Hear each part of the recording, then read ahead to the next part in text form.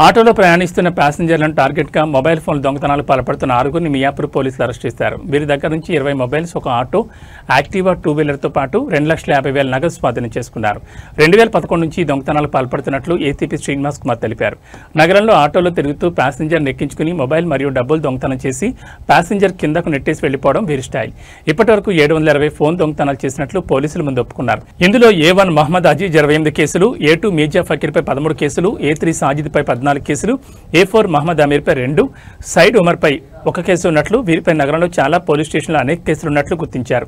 వీరు దొంగతనం చేసిన మొబైల్ ఫోన్స్ అబిడ్స్లోని జగదీష్ మార్కెట్లో విక్రయిస్తున్నట్లు ఏసీపీ తెలిపారు. నిందితులను అరెస్ట్ చేసి రిమాండ్కు తరలించారు.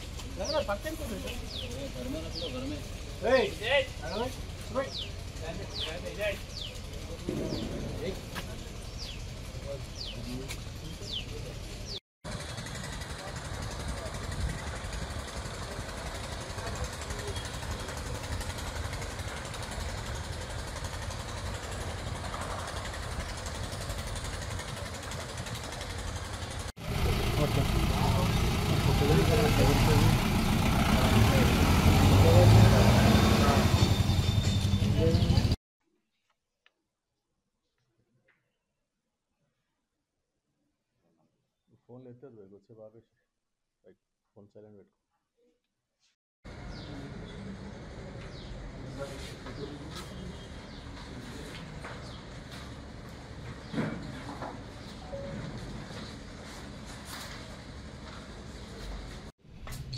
మాకు ఈరోజు ఒక గ్యాంగ్ ఆఫ్ 6 మెంబర్స్ మేము ఈరోజు సెల్ ఫోన్ దొంగతనాలు చేసే ఒక గ్యాంగ్ని పట్టుకోవడం జరిగింది.